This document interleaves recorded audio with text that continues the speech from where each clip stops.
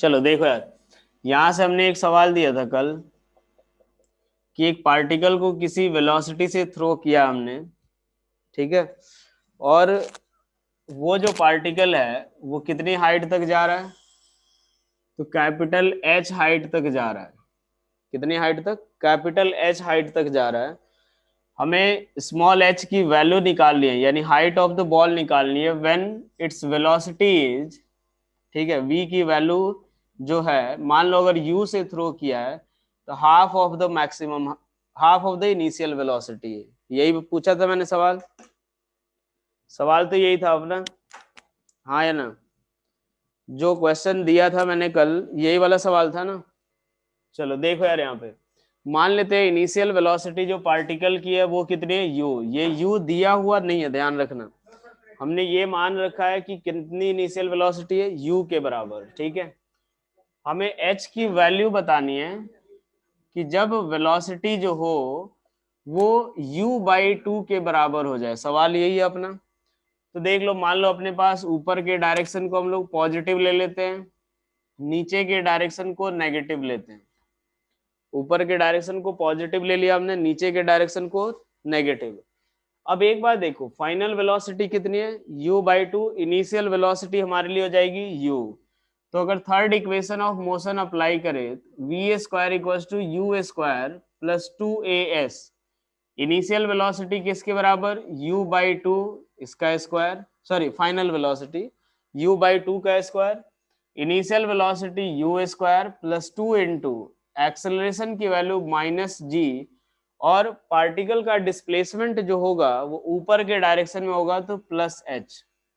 ये किसके बराबर हुआ, u²/4 minus u square equal to -2gh के बराबर। ये कितना आएगा, तो -3u²/4 इक्वल्स टू -2gh। यानी फाइनली हमें स्मॉल h की वैल्यू क्या आ गई, तो 3u² अपॉन कितना, 8g के बराबर। अब हमें वैल्यू किसकी निकालनी है, तो u² की वैल्यू, u² की वैल्यू हमें निकालनी पड़ेगी। तो देखो यार, हमें ये दे रखा है कि पार्टिकल को जब हमने ऊपर के डायरेक्शन में प्रोजेक्ट किया है तो कितनी हाइट तक जा रहा है, कैपिटल एच हाइट तक। तो चलो यार, पहले मान लेते हैं u से जा रहा है, फाइनल वेलोसिटी कितनी, v इक्वल्स टू 0। जब वो कैपिटल एच हाइट पे जाएगा तो v² equals to u² plus 2as के बराबर, यही आएगा। v की वैल्यू 0, u की value u² minus of 2gh, यानी u² की वैल्यू किसके बराबर, तो 2g इंटू कैपिटल h, यही आएगा। बस यहाँ पे उठा के पुट कर दो, 3 इंटू कितना हो जाएगा, 2g कैपिटल h अपॉन कितना, 8g के बराबर। यहाँ से कितना हो जाएगा, 3h/4। कितने लोगों का आंसर सही है ये बताओ। यहाँ देखो इनिशियल, अगला सवाल देखो यार, पार्टिकल की इनिशियल वेलोसिटी कितनी है, 0। एक पार्टिकल को हमने ड्रॉप किया है, ठीक है। सवाल ये है कि last second of its motion, last second of its motion, ठीक है, अपने मोशन का लास्ट सेकेंड, यानी जो पार्टिकल जब ग्राउंड पे स्ट्राइक कर रहा है हम उसी समय तक की बात कर रहे हैं, वो कितना डिस्प्लेसमेंट जो है पार्टिकल का वो दे रखा है 25 मीटर के बराबर। हमें टाइम ऑफ फ्लाइट निकालना है, टाइम ऑफ फ्लाइट की वैल्यू निकालनी है और हाइट भी निकाल लो। एक पार्टिकल को हमने किसी हाइट से ड्रॉप किया है इस तरह से कि वो लास्ट सेकेंड में 25 मीटर का डिस्टेंस ट्रेवल कर रहा है। डिस्टेंस डिस्प्लेसमेंट दोनों सेम ही होगा, तो हमें टाइम ऑफ फ्लाइट की वैल्यू निकालनी है और हाइट h की वैल्यू निकालनी है।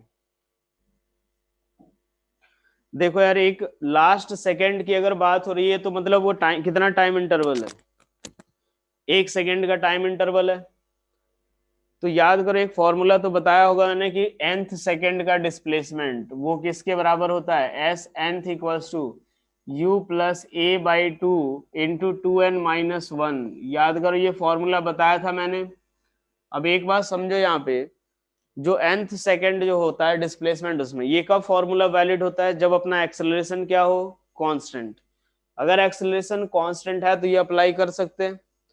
यहां भी जब पार्टिकल ड्रॉप होता है तो एक्सेलरेशन कितना g, जो कि कांस्टेंट होता है, तो वो इसी फॉर्मूले का यूज करके देखो क्या निकालेंगे।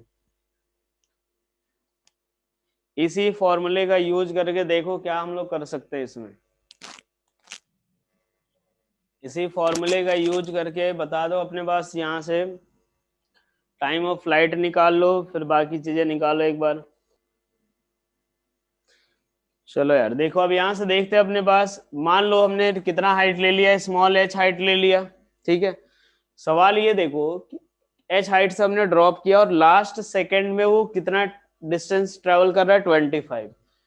अगर टोटल टाइम ऑफ फ्लाइट हमने ले लिया t second, total time of flight अगर मान लो t सेकेंड ले लिया, ठीक है, टोटल टाइम ऑफ फ्लाइट जो आ गया, अगर सपोज हमने ले लिया कितना, t सेकेंड, तो एक बात सोचो, जो वो 25 मीटर का जो डिस्प्लेसमेंट वो ट्रैवल किया उसने, वो उसने टीएथ सेकेंड में ट्रैवल किया होगा, हाँ कि ना, ये बताओ। मान लो अगर सपोज उसका टाइम ऑफ फ्लाइट अगर 5 सेकेंड है, तो वो 25 मीटर कितने टाइम में करेगा, 5th सेकेंड में। अगर 4 सेकेंड है तो 4th सेकेंड, 3 सेकेंड है तो 3rd सेकेंड में। तो यानी हमारे पास ये जो फॉर्मूला होता है वो कब होता है, nth सेकेंड का। तो ये जो डिस्प्लेसमेंट है वो कब का है, th सेकेंड का। तो यहां से हम लोग लिखेंगे 25 इक्वल्स टू, चलो ये पहले तो देख लो यार, ऊपर के डायरेक्शन को पॉजिटिव, नीचे के डायरेक्शन को नेगेटिव ले लेते हैं। पार्टिकल का डिस्प्लेसमेंट जो है वो नीचे के डायरेक्शन में, हाँ कि ना। पार्टिकल का जो डिस्प्लेसमेंट होगा वो किधर के डायरेक्शन में, 25 मीटर जो चला है वो किधर चला है, नीचे। तो -25 इक्वल्स टू u, हमने जीरो लिया है, ड्रॉप किया पार्टिकल को, a की वैल्यू -g/2 इंटू 2t-1। क्या ये समझ आया सभी को, हाँ या ना। -25 equals to -g/2 into 2t-1, फटाफट बोलो ये समझ आया सभी को, हाँ या ना। तो चलो अब यहां से देखें ये किसके बराबर बराबर हो जाएगा, 25 इंटू 2, 50/10 कितना हो जाएगा, 5, माइनस तो कैंसिल आउट हो जाएगा, 2t-1, यानी t की वैल्यू 3 सेकेंड के बराबर। यानी ये जो टीएथ सेकेंड है वो कौन सा है, 3rd सेकेंड है। यानी हमारा टाइम ऑफ फ्लाइट कितना, 3 सेकेंड के बराबर होगा। और h की वैल्यू निकालनी हो तो h इक्वल्स टू किसके बराबर, ut plus half AT², u0 1/2 into g into t square, यही पुट कर देंगे, ज्यादा हुआ जी की वैल्यू, माइनस साइन पुट कर दो, -1/2 इंटू 10 इंटू 3 का स्क्वायर कितना हो जाएगा, 5। ये किसके बराबर, -45 मीटर। यानी ये टोटल डिस्प्लेसमेंट नीचे के डायरेक्शन में है, कितना है, 45 मीटर, इसीलिए क्या आ रहा है, नेगेटिव। यानी जो हाइट जिससे ड्रॉप किया हमने वो किसके बराबर, 45 मीटर के बराबर। क्लियर हुआ ये चीज, फटाफट बोलो क्लियर हुआ ये चीज, हाँ या ना। चलो यार, अब इसके बाद हम लोग देखते हैं, ये तो अपने पास नॉर्मल ड्रॉप करने वाले क्वेश्चंस वगैरह हो गए, या प्रोजेक्ट करने वाले, सारी चीजें हमने देख ली। अब एक बात देखो क्या रहेगा, कभी कभी कि हम लोग एक मूविंग ऑब्जेक्ट से भी पार्टिकल को ड्रॉप करेंगे, ठीक है। कभी कभी ऐसा होगा कि मूविंग ऑब्जेक्ट से पार्टिकल को ड्रॉप करेंगे। तो देखो यार, मूविंग ऑब्जेक्ट से पार्टिकल को अगर ड्रॉप करना अपने को, जैसे ये चीज देखो, मान लो अगर ट्रेन के बाहर ऐसा अगर देखिए, ट्रेन अगर मान लो 10 मीटर पर सेकंड से ऐसे जा रही है, ठीक है। आपने क्या किया, यहाँ से जैसे ही आप सपोज खिड़की के बाहर हाथ निकाला, आपने कोई भी ऑब्जेक्ट ड्रॉप कर दिया। अब एक बात देखो, जब भी अगर किसी मूविंग ऑब्जेक्ट से किसी पार्टिकल को ड्रॉप करते हैं, तो जो ड्रॉप्ड पार्टिकल की जो इनिशियल वेलोसिटी होती है वो उस मूविंग ऑब्जेक्ट की इनिशियल वेलोसिटी के बराबर होती है। सपोज मैं अगर मूव कर रहा हूं, अगर ये मार्कर ड्रॉप किया, तो जो जिस वेलोसिटी से मैं आगे की तरफ जा रहा हूं या जिस वेलोसिटी से मैं मूव कर रहा हूं, वही इस मार्कर की भी वेलोसिटी होगी, इनिशियल वेलोसिटी बस। लेकिन एक्सेलरेशन जो होता है वो एक्सचेंज नहीं होता है, ध्यान रखना। एक्सेलरेशन जो होगा, ऐसा नहीं कि मैं अगर सपोज, ये हो सकता है कि ये 2 मीटर पर सेकेंड स्क्वायर से भी जा रहा हो, और जिस समय मैंने ड्रॉप किया उस समय पार्टिकल की वेलोसिटी कितनी, 10 मीटर पर सेकेंड। अगर मैंने हाथ बाहर निकाल करके ये ड्रॉप कर दिया, तो ये कितनी वेलोसिटी होगी इसकी, इसी डायरेक्शन में 10 होगी।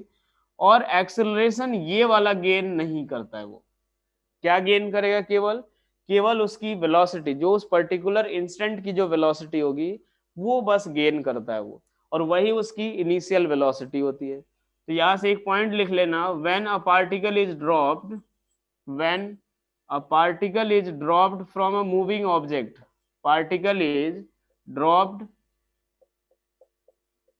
from a moving object,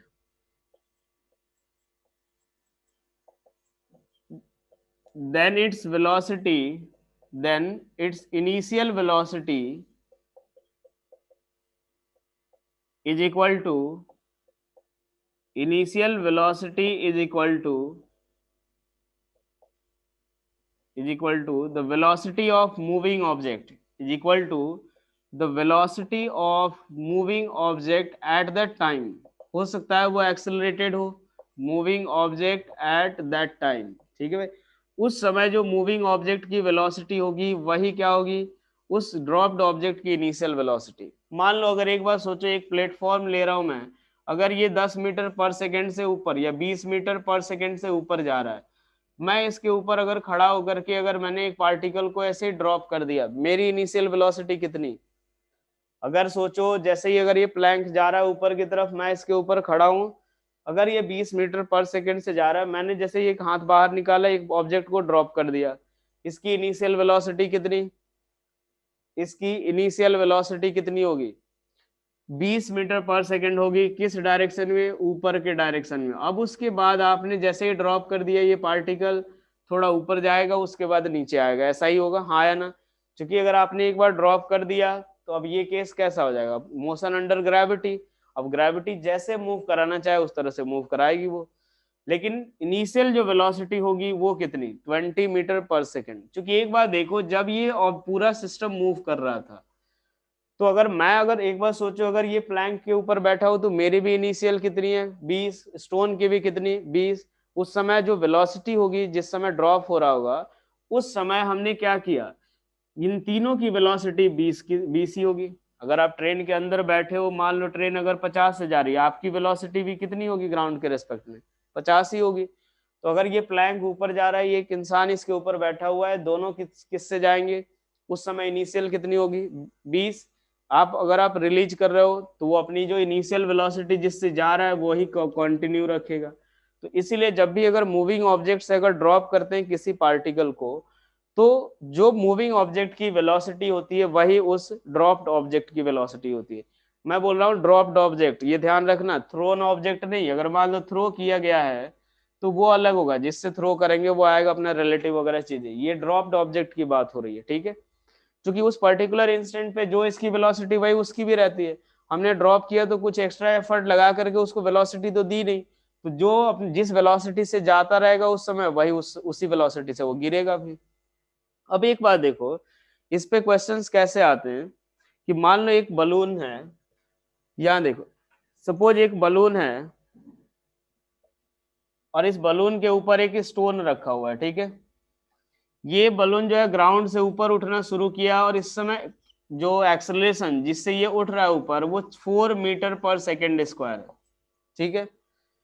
ये t इक्वल टू 0 पे ये ग्राउंड से उठना शुरू हुआ, ये ग्राउंड मान लो यही पे भाई, ये ग्राउंड से ऊपर उठना शुरू हुआ।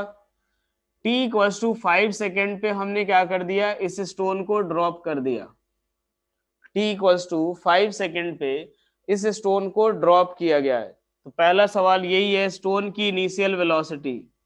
पहला सवाल, इनिशियल वेलोसिटी ऑफ स्टोन, पहले ये निकालो उसके बाद बात करते हैं। पहला सवाल यही है, इनिशियल वेलोसिटी ऑफ स्टोन क्या होगा? सवाल देखो क्या दिया हुआ है कि हमने किसी टाइम, ये बलून है, इसके ऊपर स्टोन रखा हुआ है, ये स्टार्ट कर रहा है मोशन अपना, यानी u0 है, कितने एक्सेलरेशन से स्टार्ट कर रहा है? a इक्वल टू 4 मीटर पर सेकेंड स्क्वायर ऊपर। जैसे ही ये 5 सेकेंड के बाद t इक्वल टू 5 सेकेंड पे हमने इस स्टोन को ड्रॉप कर दिया, इनिशियल वेलोसिटी ऑफ स्टोन निकालो। इनिशियल वेलोसिटी ऑफ स्टोन निकालो।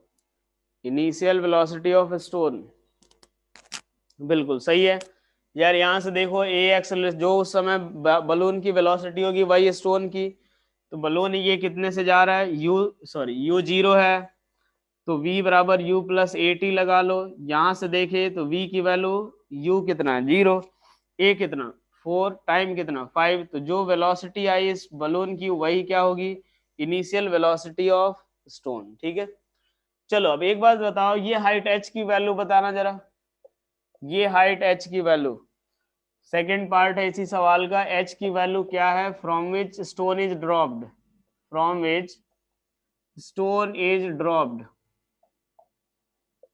Stone is dropped from balloon,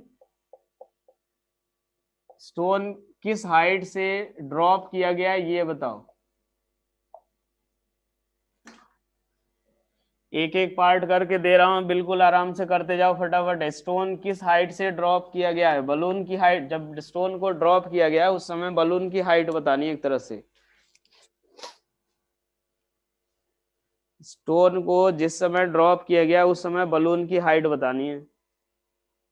चलो यहां से देखो एक बार, s मान लीजिए ऊपर कितना जा रहा है h, s equals to u t plus half a t square लगा लो, s इक्वल्स टू कितना h ऊपर के डायरेक्शन में है, ये मान लो अगर साइन रखने की जरूरत है तो पॉजिटिव नेगेटिव ले लो, ऊपर डिस्प्लेसमेंट है h पॉजिटिव, u तो 0 है, 1/2, एक्सेलरेशन कितना ऊपर के डायरेक्शन में कितना है 4 इंटू टी स्क्वायर, यानी 5 का स्क्वायर, किसके बराबर 50 मीटर। अब एक बात बताओ, सवाल अगर ये पूछा जाए कि टाइम t की वैल्यू क्या होगी जब वो ग्राउंड पे स्ट्राइक करेगा, सवाल ये है कि t equals to what when stone will strike the ground, when stone will strike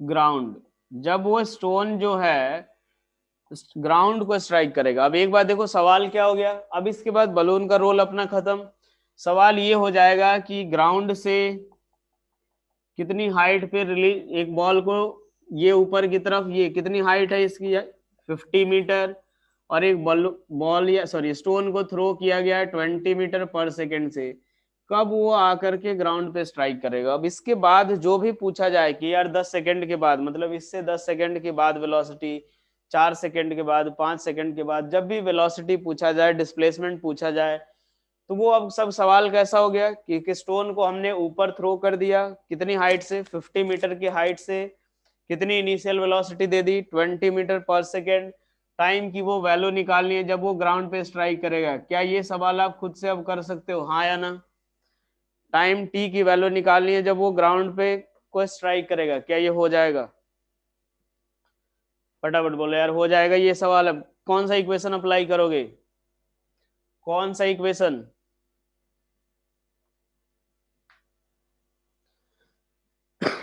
second equation apply करेंगे, s इक्वल्स टू कौन सा you t plus half a t square, यहां से देखो s की वैल्यू, डिस्प्लेसमेंट s कितना, जो sign convention मैंने लिया है उसके हिसाब से डिस्प्लेसमेंट की वैल्यू किसके बराबर, जो साइन कन्वेंशन मैंने लिया है उससे डिस्प्लेसमेंट s की वैल्यू किसके बराबर,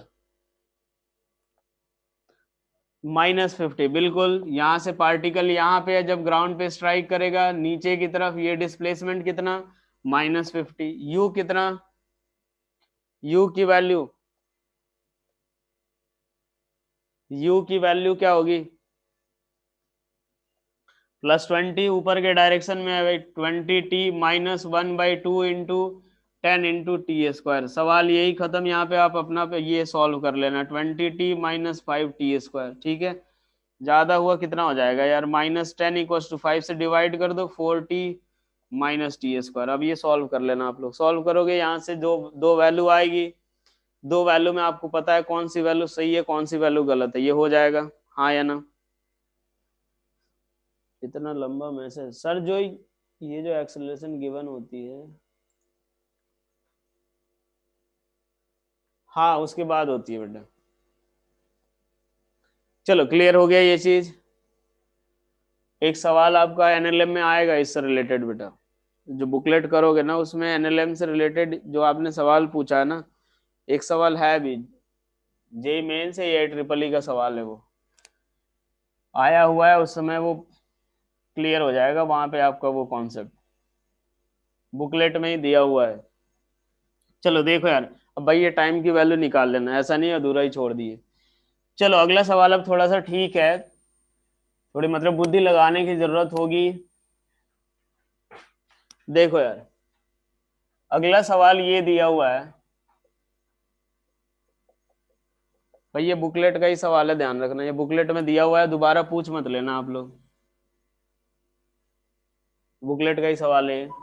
ये मान लो ऊपर की तरफ जा रही है, हमने किसी पार्टिकल को थ्रो किया, ये मान लो पॉइंट ए, ये पॉइंट बी तक जाने पे, यहां से ए से बी तक जाने में वो टी1 टाइम ले रहा है, ए से लेकर के बी तक जाने में टी1 टाइम ले रहा है, और बी से लेकर के, ए से लेकर के बी तक जाने का टाइम कितना, टी1, और बी से इस फिर ए तक आने का टाइम टी2, यहां से यहां तक टी1, यहां से लेके यहां तक टी2 टाइम। ठीक है, हमें इस हाइट एच की वैल्यू निकालनी है, हमें इस हाइट एच की वैल्यू निकालनी है। थोड़ा ठीक सवाल है बेटा, आप ध्यान रखना, बुकलेट में आएगा, ये पूछना मत फिर, पहले ही बता दे रहा हूँ। ये मान लो एक पार्टिकल को थ्रो किया है हमने, किसी एच हाइट तक पहुंचने में वो टी1 टाइम ले रहा है, और वहां से ग्राउंड तक पहुंचने में टी2 टाइम ले रहा है। ठीक है भाई, तो एच की वैल्यू बतानी है टी1 टी2 के टर्म्स में। सवाल थोड़ा ठीक है, कुछ नहीं, second equation of motion he apply करना है, इतना भी ज्यादा टफ सवाल नहीं है। अच्छा एक बात बताओ, टी1 प्लस टी2 की वैल्यू बताओ एक बार, टी1 प्लस टी2 की वैल्यू एक बार बता दो पहले। मान लो यू से थ्रो किया मैंने, चलो यू दिया नहीं हुआ है, मान लिया मैंने, टी1 प्लस टी2 की वैल्यू बताओ एक बार क्या होगी, टी1 प्लस टी2 की वैल्यू क्या होगी, टी1 प्लस टी2 की वैल्यू क्या होगी। यार एक बात बताओ, क्या मैं ऐसा लिख सकता हूँ टी1 प्लस टी2 equals to total time of flight, हाँ या ना, ये बताओ, क्या मैं ये टी1 प्लस टी2 equals to total time of flight लिख सकता हूँ मैं। तो भाई टोटल टाइम ऑफ फ्लाइट की वैल्यू किसके बराबर, 2u/g, हाँ या ना, ये बताओ। कल ही निकलवाया था, टोटल टाइम ऑफ फ्लाइट किसके बराबर, 2u/g के बराबर। यार u से थ्रो किया हमने, टोटल टाइम ऑफ फ्लाइट कितना आया था, 2u/g। तो चलो पहला इक्वेशन तो ये मिल गया अपने को। बाकी अगर बात करें h equals to second equation of motion apply करें, तो ऊपर पॉजिटिव ले लो, नीचे नेगेटिव, s इक्वल्स टू क्या आएगा, ut प्लस हाफ at², यही आएगा। चलो यहां से देखें, डिस्प्लेसमेंट जो पार्टिकल का होगा वो किधर की तरफ, ऊपर, तो plus h equals to initial velocity किधर है, ऊपर, u into t minus half gt²। अब t की जगह मुझे t1 लिखना चाहिए, हाँ या ना, t की जगह मुझे क्या लिखना चाहिए, t1, t की जगह मुझे t1 लिखना चाहिए ना। अब एक बात देखो, अब यहाँ पे h की वैल्यू निकालनी है, t1 तो पता है, g का तो पता ही रहता है, u की वैल्यू बस उठा के पुट करनी है, यहाँ से उठा के पुट कर दो, h इक्वल्स टू कितना, u की जगह पे, एक काम करो यहाँ से वैल्यू उठा के पुट करो, एक बार आंसर निकालो, तो कम से कम इसके बाद तो निकाल के थोड़ा खुश हो जाना कि हाँ चलो सवाल तो हो गया। u की वैल्यू यहाँ से निकाल के पुट करो इसमें, t1 प्लस टी2 के टर्म्स में। हमें जो सवाल का सॉल्यूशन देना है वो टी1 टी2 के टर्म्स में ही देना है, फटाफट करो जल्दी से। h equals to u t1 minus half gt², t1 की वैल्यू t1 दिया हुआ है, u की वैल्यू यहां से उठा के पुट करो, देखो कितना आ रहा है, u की वैल्यू उठा के पुट करो, देखो कितना आ रहा है h की वैल्यू। यहाँ देखो यार, h इक्वल्स टू यू की वैल्यू किसके बराबर, u इक्वल्स टू कितना पुट करेंगे, g इंटू टी1 प्लस टी2/2, यही पुट करेंगे, बस यहाँ उठा के पुट कर दो, u इंटू यू की वैल्यू कितनी, तो g/2 इंटू कितना, टी1 प्लस टी2 इंटू कितना, टी1 माइनस हाफ gt²। यहाँ से देखो ये किसके बराबर, g/2 इंटू टी1² प्लस g/2 इंटू टी1 माइनस हाफ gt1²। यहाँ से ये कैंसिल आउट हो गया, किसके बराबर, h equals to 1/2 gt1 into टी2। क्या ये चीज क्लियर हुआ सभी को, हाँ या ना। चलो देखो यार, यहाँ पे यहाँ से देख लो, मान लो पार्टिकल को किसी एच हाइट से थ्रो किया गया, ठीक है, किसी स्पीड यू से थ्रो किया हमने नीचे, यू से जब थ्रो किया तो ये कितना टाइम में पहुंच रहा है यहाँ पे, t1 टाइम में। कितने टाइम में पहुंच रहा है, t1 टाइम में। और जब पार्टिकल को u वेलोसिटी से, सेम वेलोसिटी से हमने किधर थ्रो किया, ऊपर के डायरेक्शन में, तो इस केस में पार्टिकल जो है वो कितना टाइम ले रहा है, t2 टाइम ले रहा है ग्राउंड तक पहुंचने में। तो हमें इस कैपिटल H की वैल्यू बतानी है, हमें इस कैपिटल H की वैल्यू बतानी है। ये KVPY 2016 का सवाल है, देख लेना बेटा आप। सवाल समझ आया पहले, हाँ या ना, पहले ये बताओ। ये दिया हुआ है कि एक पार्टिकल को ऊपर की तरफ थ्रो किया हमने,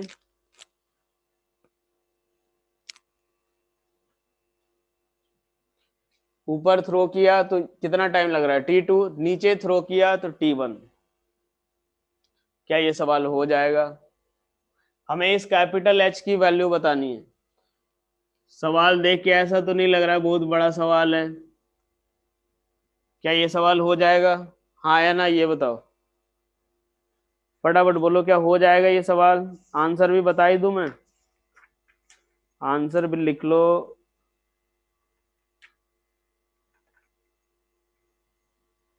आंसर है बेटा, एक मिनट, G/8 × T1 + H जो आंसर दे रखा है 1/2G × T1 + T2 का होल स्क्वायर। ठीक है, ये सवाल घर से करके लाओगे, ये यही करा दूं, हो जाएगा या फिर यही करा दूं, ये बताओ भाई पहले। यार तुम लोग रिप्लाई किया करो यार जल्दी, तुम लोग मतलब ऐसा, मतलब आदमी सवाल पूछ के घर चले जाए, एक बार दोबारा आ जाए, तब तक तुम लोग वही रिप्लाई करते रहोगे। यहाँ देखो यार, अब ये कर लेना एक बार ट्राई, कुछ नहीं इसमें अपने पास, एक बार यहाँ इस वाले के लिए इक्वेशन लिखना, देखना हमें कैपिटल H निकालना क्या है। इसके लिए टोटल टाइम t2 दिया हुआ है, उसमें देख लेना जो भी अननोन हो वो वाली वैल्यू यहाँ से उठा के पुट कर देना।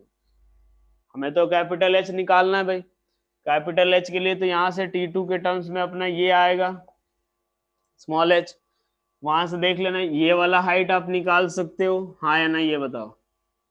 ये वाली हाइट तो हम निकाल सकते हैं, ये वाली हाइट निकाल सकते हो आप, हाँ कि ना। मान लो ये h डैश है, तो यार कैपिटल H इक्वल्स टू किसके बराबर, h dash plus small h। और h डैश की वैल्यू में डायरेक्ट अगर लिख दूं u²/2g तो किसी को कोई दिक्कत, h डैश की वैल्यू अगर मैं डायरेक्ट लिख दूं u²/2g तो किसी को कोई दिक्कत?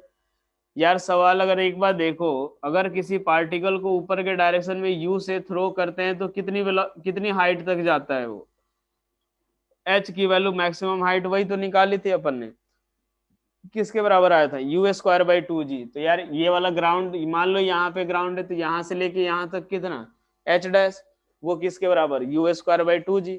अब इस स्मॉल h की वैल्यू इसके टर्म्स में उठा के पुट कर देना, हो जाएगा। ठीक है, दोनों ऐड कर देना, आंसर आ जाएगा कितना है, 1/8। एक मिनट यार, 1/2 नहीं, 1/8 है भाई यार, 1/8G × T1 + T2 का होल स्क्वायर। आंसर सुधार लेना, 1/8G × T1 + T2 का होल स्क्वायर। क्या यहाँ तक क्लियर हो गया सभी को, हाँ कि ना? क्लियर हुआ यहाँ तक? चलो अब इसके बाद हम लोग देखते हैं ये हमारा कौन सा पार्ट है। नेक्स्ट अब हम लोग एक और चीज देख लेते हैं, Galileo's law of odd number. ठीक है, नेक्स्ट हमारा जो है, नेक्स्ट हेडिंग डालना Galileo's law of odd number, Galileo's law of odd number. अब इसके बाद हम लोग बस एक रेजिस्टिव वाला रेजिस्टिव फोर्स कंसीडर करते हुए देख लेंगे, ये टॉपिक भी खत्म। Galileo's laws of odd number, यहाँ से देखो, मान लो एक पार्टिकल को हमने ऊपर किसी h हाइट से ड्रॉप किया हमने, ठीक है, ये लो भाई h हाइट से ड्रॉप कर दिया अपन ने। अब इस केस में ड्रॉप किया, इनिशियल वेलोसिटी कितनी, 0 के बराबर। अगर यहाँ पे इसकी वेलोसिटी देखें तो v बराबर, मान लो ऊपर के डायरेक्शन में कितना पॉजिटिव, नीचे के डायरेक्शन को क्या लेंगे, नेगेटिव। v बराबर क्या आएगा, तो चलो u + at लिखे, तो v की वैल्यू किसके बराबर, -10t। v की वैल्यू किसके बराबर, माइनस ऑफ 10t के बराबर, और डिस्प्लेसमेंट अगर देखें पार्टिकल का नीचे के डायरेक्शन में, तो s इक्वल्स टू कितना, ut plus half a t square, u कितना 0 minus of 1/2 into 10 into t square, यानी -5t²। यहाँ से देखो, अब एक बार देखो, ये सब नेगेटिव साइन का मतलब सभी को पता है, क्योंकि वेलोसिटी भी हमेशा नेगेटिव होगी, डिस्प्लेसमेंट भी नेगेटिव। बाकी अगर एक बार देखो कि मैं t इक्वल्स टू 1 सेकेंड पे वेलोसिटी देखूं, t इक्वल्स टू 2 सेकेंड पे, अगर इन सब का रेशियो वगैरह निकाला जाए, t equals to 1, t equals to 2, t equals to 3, ऐसे यहाँ से देखो, तो v1 की वैल्यू किसके बराबर, v1 इक्वल्स टू 1 सेकेंड के बाद वेलोसिटी कितनी, -10, देखते जाओ फटाफट, बस वैल्यू पुट कर रहा हूं मैं।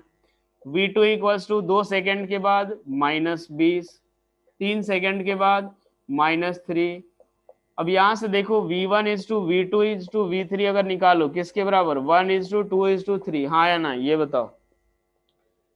v1 v2 v3 क्या है, velocity of the particle at 1 second, 2 second, 3 second, ये चीज। तो v1 v2 v3 का ratio 1 is to 2 is to 3। एक और चीज देखो यार, एक्सेलरेशन कितना होता है, 10, यानी और नीचे आने में पार्टिकल की वेलोसिटी क्या होगी, इंक्रीज। तो हर एक सेकेंड में पार्टिकल की वेलोसिटी कितनी बढ़नी चाहिए, 10 से। तो देखो 1 सेकेंड में के बाद 10, उसके अगले सेकेंड के बाद 20, अगले सेकेंड के बाद 30। एक्सेलरेशन यही तो बताता है कि 1 सेकेंड में पार्टिकल की वेलोसिटी कितने से चेंज होगी। चलो यार यहाँ से देखते हैं, ये मान लो S1, ये मान लो S2। तो S1 क्या है अपने पास कि 1 सेकेंड में डिस्प्लेसमेंट, S0 से 1 अगर बात करें किसके बराबर, S0 से 1 बात करें तो ये कितना आएगा, तो t की वैल्यू 1 पुट करो, क्योंकि यार एक बार सोचो s इक्वल्स टू -5t² जो आ रहा है वो क्या हो रहा है, 0 से लेकर के t तक के टाइम इंटरवल के लिए हम पुट कर रहे हैं। 0 से 1 कितना टाइम इंटरवल, 1, तो -5 मीटर। s अगर निकाले 0 से 2 तो किसके बराबर, 0 से 2 के लिए अगर बात करें तो कितना हो जाएगा, 20 के बराबर, -20। अगर 0 से लेकर के 3 सेकेंड की बात करें कितना हो जाएगा, 9 और 5 45, -45 मीटर। अगर मैं इनका रेशियो निकालूं तो कितना आएगा, 0 से 1 इज टू S0 से 2 इज टू S0 से 3 किसके बराबर, 5 इज टू 20 इज टू 45, ऐसे ही आएगा। यानी 1 इज टू 4 इज टू 9, ऐसे ही आएगा। यानी 1 का स्क्वायर इज टू 2 का स्क्वायर इज टू 3 का स्क्वायर। किसी को कोई डाउट इसमें, 0 से 1 तक का डिस्प्लेसमेंट निकालो, 0 से 2 सेकेंड का डिस्प्लेसमेंट, 0 से 3 सेकेंड का डिस्प्लेसमेंट, उन सब का रेशियो कितना, 1 का स्क्वायर, 2 का स्क्वायर, 3 का स्क्वायर, 4 का स्क्वायर, ऐसे ही आगे बढ़ता जाएगा। क्लियर हुआ ये चीज, हाँ या ना, फटाफट बोलो यार, क्लियर हुआ ये चीज। S0 से 1, 0 से 2, 0 से 3।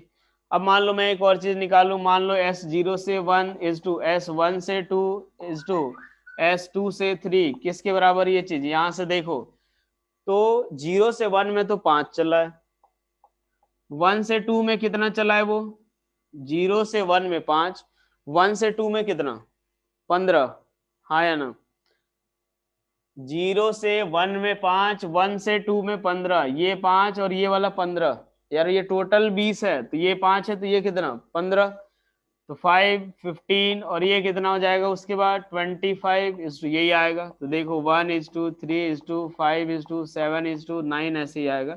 यही हमारा होता है Galileo's laws of odd number, कि हर रेस्पेक्टिव टाइम इंटरवल में 1 0 से 1, 1 से 2, 2 से 3 में उनका जो डिस्प्लेसमेंट होता है 1 is to 3 is to 5 is to 7 is to, ऐसे ही होता है। चलो एक और बात देखो, मान लो ये क्लियर हुआ यहाँ तक, पहले ये बताओ फटाफट, एक और पॉइंट इसमें बताना है, क्या यहाँ तक क्लियर हुआ, हाँ या ना।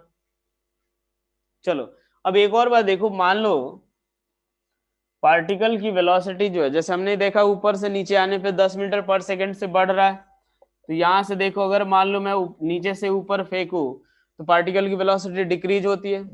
हर एक सेकेंड में कितने से डिक्रीज होगी, हर एक सेकेंड में कितने से डिक्रीज होनी चाहिए पार्टिकल की वेलोसिटी। जब ऊपर से नीचे आ रहा है 1 सेकेंड में 10 से बढ़ रहा है, नीचे से ऊपर जाएगा 1 सेकेंड में कितने से बढ़े, सॉरी कितने से डिक्रीज होगा,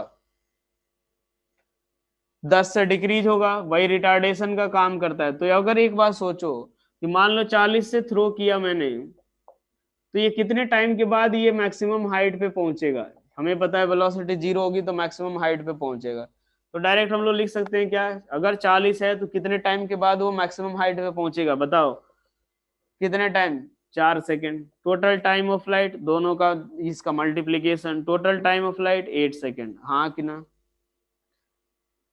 अरे ये बताओ भाई, ये चीज क्लियर हुआ। अगर मैं बोलूँ 60 से थ्रो किया तो मैक्सिमम हाइट तक जाने का टाइम कितना हो जाएगा, मैक्सिमम हाइट तक जाने का टाइम कितना, 6 second, total time of flight 12 second. चाहो तो अब ये ऊपर वेलोसिटी, ये नीचे से ऊपर थ्रो किया या ऊपर से ड्रॉप किया, दोनों केस में जो टाइम निकालना हो डायरेक्ट निकाल सकते हो। या फिर ऐसे देख लो, मैं बोलूँ 2 सेकेंड, 1 सेकेंड के बाद, सॉरी 3 सेकेंड के बाद वेलोसिटी, अगर 40 से थ्रो किया, 3 सेकेंड के बाद वेलोसिटी 30 से ड्रॉप हो जाएगा, कितना हो जाएगा 10, हाँ या ना। एक सवाल ऐसे ही आया हुआ है कॉम्पिटेटिव एग्जाम में कि अगर हर एक ऑब्जेक्ट जो नीचे से ऊपर की तरफ थ्रो किया गया हुआ है तो रुकने से या मैक्सिमम हाइट तक पहुंचने से 1 सेकेंड पहले कितनी वेलोसिटी होगी। ये भी किसी एग्जाम में ही आया हुआ है कि अगर मान लो पार्टिकल को प्रोजेक्ट किया गया ऊपर के डायरेक्शन में, चाहे कोई भी वेलोसिटी हो, जब मैक्सिमम हाइट पे पहुंचेगा उसके 1 सेकेंड के पहले कितनी वेलोसिटी। अगर मान लो 9.8 लेते हैं तो 9.8 मीटर पर सेकेंड, अगर 10 लेते हैं तो 10 मीटर पर सेकेंड, हाँ कि ना। तो ये पॉइंट लिख लेना, एक बार आया हुआ है ये भी सवाल, ठीक है। चलो अब नेक्स्ट पार्ट, हम यहां तक क्लियर सभी को। अब नेक्स्ट पार्ट हम लोग देखते हैं कि जब अगर मान लो जो मोशन अंडर ग्रेविटी जो होगा वो अगर एयर रेजिस्टेंस कंसीडर करे तो कैसा होता है। ये हमने विदाउट एयर रेजिस्टेंस देख लिया। एक और बात मैं दोबारा बता रहा हूं कि एयर रेजिस्टेंस तभी कंसीडर करना है जब सवाल में बोला गया हो, अदरवाइज नहीं कंसीडर करना आपको, ठीक है। चलो देखते हैं अब। मान लो पार्टिकल को अगर ऊपर के डायरेक्शन में थ्रो किया, मैंने बताया था कि जो रेजिस्टिव फोर्स होता है वो प्रोपोर्शनल टू किसके होता है, minus of V. F vector जो होगा माइनस ऑफ वी होगा, यानी जिस डायरेक्शन में आप मूव करोगे उसके अपोजिट डायरेक्शन में लगता है, यही बताया था। अब देखो यार, यहां से कभी कभी ऐसा होगा, एक्चुअल में तो वेलोसिटी के प्रोपोर्शनल होता है, ठीक है, लेकिन कभी कभी ऐसा रहेगा कि कांस्टेंट रेजिस्टिव फोर्स भी लगा देंगे, बोलेंगे कि यार हमें वेरी तो कराना ही नहीं, ठीक है। तो एक बार वो कांस्टेंट वाला केस देख लेते हैं और एक बार एक्चुअल वाला जो होता है वो देख लेते हैं, ठीक है। तो देखो यार, नेक्स्ट पार्ट अपना कौन सा है, motion under gravity. Motion under gravity with air resistance, air resistance के साथ उसको कंसीडर करते हुए अगर हम लोग मोशन अंडर ग्रेविटी देखें तो पहला केस देखते हैं हम लोग, जब case first, when resistive force is constant, जब रेजिस्टिव फोर्स जो होगा वो अगर कांस्टेंट हो, रेजिस्टिव फोर्स कांस्टेंट हो, उस केस में कैसा लगेगा, लगेगा ये वेलोसिटी के अपोजिट डायरेक्शन में, ये तो फिक्स है, ठीक है। लेकिन रेजिस्टिव फोर्स जो हो उसका मैग्नीट्यूड ऐसे लिख लो, when magnitude of resistive force, when magnitude of resistive force constant हो। तो चलो यार, मान लो एक केस हमने लिया, इस वाले केस में कि पार्टिकल को हमने किसी इनिशियल वेलोसिटी u से थ्रो किया अपन, ठीक है भाई, पार्टिकल को किसी इनिशियल वेलोसिटी u से थ्रो किया हमने। अब ये क्या होगा, होगा तो ये ऊपर जाएगा, फिर थोड़ी देर बाद नीचे आएगा। ये क्या होगा, पार्टिकल पहले थोड़ा ऊपर जाएगा, उसके बाद धीरे धीरे नीचे आना शुरू होगा, ठीक है। अब एक बात सोचो, यू से थ्रो किया, ये पॉइंट ए ले लिया अपन ने और ये मैक्सिमम हाइट वाला पॉइंट ले लिया बी। एक बार मैं मोशन डील करूंगा किसके लिए, ए से बी के लिए, और एक बार बी से ए के लिए। तो चलो यार, फॉर ए टू बी, ए से अगर बी के लिए बात करें, फॉर ए टू बी, इस केस में चलो यार ऊपर के डायरेक्शन को हम लोग क्या ले लेते हैं, पॉजिटिव, यही मानते हैं, यही ले लेते हैं, ठीक है। पार्टिकल जाता किधर रहेगा, ए से बी वाले में ऊपर की तरफ, तो एक तो जी तो नीचे लगेगा ही, और ये जो रेजिस्टिव फोर्स जो लग रहा है उसके कारण जो रिटार्डेशन है वो कितना है, ए है। रिटार्डेशन किसके बराबर लग रहा है, या रिटार्डेशन की वैल्यू हम लोग ले लेते हैं बी, चलो ठीक है ना। मतलब ये रिटार्डेशन हमेशा रिटार्डेशन ही होगा, अगर ऊपर जा रहा है तो नीचे लगेगा, नीचे आएगा तो ऊपर, तो वो जो रेजिस्टिव फोर्स लगेगा उसके कारण हमेशा क्या होगा, रिटार्डेशन। तो अब एक बात देखो, जब ये ए से बी तक के लिए अगर जा रहा होगा, ए से बी की तरफ, तो वेलोसिटी ऊपर, एक्सेलरेशन कितना होगा, जी प्लस ए के बराबर, हाँ कि ना, ये बताओ। अगर हम बात करें जब पार्टिकल ऊपर के डायरेक्शन में जाएगा उस केस में, ये जो रिटार्डेशन, क्योंकि जी भी नीचे लग रहा है, ए भी नीचे की तरफ, तो ये जो नेट एक्सेलरेशन जी प्लस ए नीचे की तरफ, हाँ कि ना, नेट एक्सेलरेशन जी प्लस ए की नीचे की तरफ। तो अब एक बात देखो, मैं अगर टाइम ऑफ एसेंट की बात करूं, टाइम ऑफ एसेंट, किसी भी टाइम टी पे वेलोसिटी निकालना हो तो v बराबर तो u प्लस ए टी लगा दो, कोई दिक्कत ही नहीं यार, वो सारे इक्वेशन तो अपन लगा ही सकते हैं। वो दोबारा मैं लिख नहीं रहा है, एक ही जगह पे बस g प्लस ए लिखना, सॉरी यार b लिखा ना अपन ने, g प्लस बी। तो v बराबर क्या लिखोगे, u ऊपर की तरफ minus of g plus B into T, ये सब कर लेंगे अपन।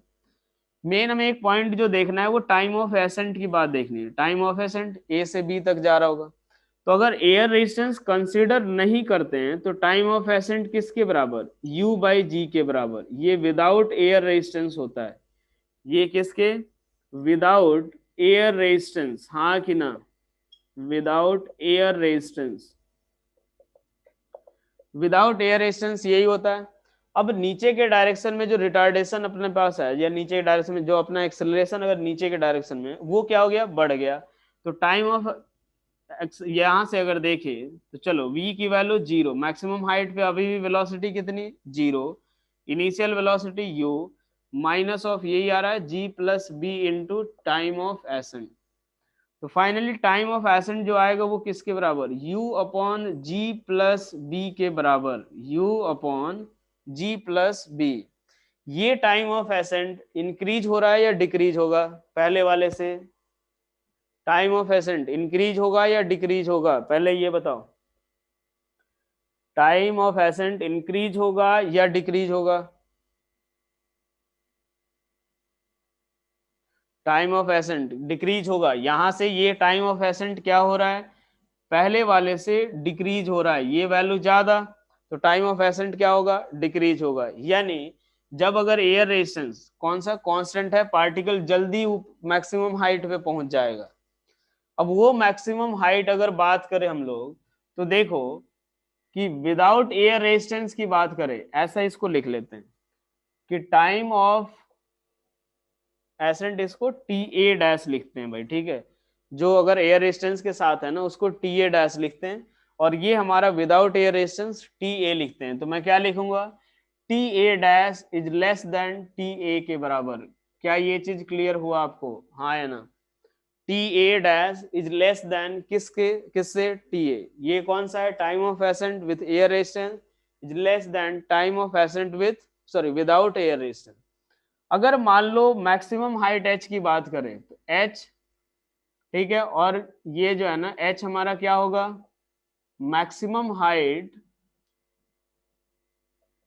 Reached with air, without air resistance, reached with sorry without air resistance, air resistance के बिना अगर बात करें अपन, और h डैश जो हो गया वो क्या हो गया, maximum height reached with air resistance. चलो अब यहां से देखें तो यार h की वैल्यू क्या लिखेंगे, ut minus half G T square, हाँ कि ना, ut minus half G T A square, और h डैश की वैल्यू ut माइनस,